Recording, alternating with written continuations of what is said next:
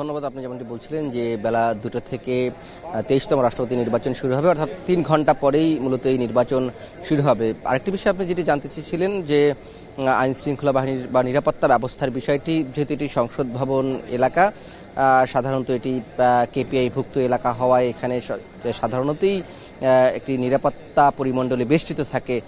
সেই জায়গা থেকে অন্য দিনের মতো আমরা আলাদা করে কোনো নিরাপত্তা ব্যবস্থা বা এটিতে চোখে পড়েনি।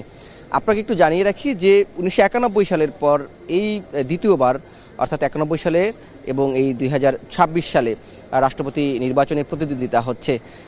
বিএনপি মনোনীত প্রার্থী মির্জা ফখরুল ইসলাম আলমগীর তিনি লড়বেন এবং জামায়াত এনসিপি জোট, অর্থাৎ 11 দলীয় নেতৃত্বাধীন যে জোটটি রয়েছে সেখানে অবসরপ্রাপ্ত কর্নেল অলি আহমদ তিনি লড়বেন। আপনি এটিও জানেন যে এখানে মোট ভোটার রয়েছে 349 জন। যেহেতু চট্টগ্রামের একটি আসনে এখনও ফলাফল ঘোষণা হয়নি, সেই কারণে 349 জন ভোটার তালিকা রয়েছে। কিন্তু কে কে ভোট দিবেন সেটি একটি বিষয়ে দাঁড়িয়েছে। যেমন মির্জা আব্বাস বিএনপি স্থায়ী কমিটির সদস্য, তিনি অসুস্থতাজনিত কারণে তিনি ভোট দিতে পারবেন না, সেটি তিনি জানিয়েছেন। আপনি সাম্প্রতিক আলোচনায় ছিল জামায়াতের এমপি গাজী নজরুল ইসলাম, তার সাথে আমরা কথা বলার চেষ্টা করেছি।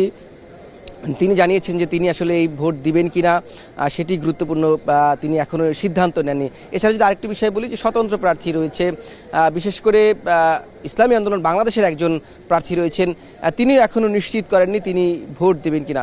কিন্তু 249 জনের একটি ভোটার তালিকা এখানে রয়েছে। এবং আপনি জানেন যেহেতু প্রকাশ্যে ভোট হচ্ছে রাষ্ট্রপতি নির্বাচন, সেখানে সংবিধানের 70 অনুচ্ছেদের যেই বিধানটি রয়েছে যে কোনো সংসদ সদস্য যদি দলের মত বা সিদ্ধান্তের বাইরে গিয়ে কোনো কর্মকাণ্ড করে বা কোনো কিছুতে ভোট দেয়, মতামত দেয়, তাহলে তার সংসদ সদস্যপদ বাতিল হবে। সেই জায়গা থেকে গতকালকে সরকারি দলের সংসদ সদস্যরা তাদের যে সংসদীয় কমিটি রয়েছে সেখানে বৈঠক করেছে। সেখানে এই বিষয়গুলো উপস্থাপন করা হয়েছে। প্রধানমন্ত্রী তারেক রহমান তার দলের সংসদ সদস্যদের কাছে ভোট চেয়েছেন, যারা স্বতন্ত্র প্রার্থী রয়েছেন স্বতন্ত্র প্রার্থীদেরকে তারা ভোট চেয়েছেন। পাশাপাশি আজকে বিরোধী দলীয় যে সংসদ সদস্য রয়েছে 90 জন তাদের ভোটার, সেই 90 জনের সাথে আজকে বিরোধী দলীয় সংসদ সদস্যদের সংসদীয় কমিটি রয়েছে সেই কমিটির সাথে কিছুক্ষণ পরে এই সংসদ ভবনের ভিতরে বৈঠক হবে।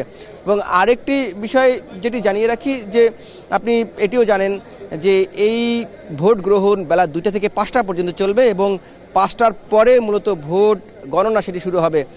বিশেষ করে প্রধানমন্ত্রী যিনি রাষ্ট্রপতি প্রার্থী মির্জা ফখরুল ইসলাম আলমগীর এবং স্পিকার এবং ভারপ্রাপ্ত রাষ্ট্রপতি হাফিজউদ্দিন আহমেদ, তারা যে ভোট দিবেন তাদের ভোটটি এবং বিরোধী দলীয় নেতা তাদের ভোটটি এটি সরাসরি সম্প্রচার করা হবে এবং ভোট গণনা সেটিও সরাসরি সম্প্রচার করা হবে। এবং এটি নিয়ে সংসদে যিনি চিফ হুইপ রয়েছেন তিনি বলেছেন যে এই ভোটের মধ্য দিয়ে গণতন্ত্র নতুন মাত্রা পাবে।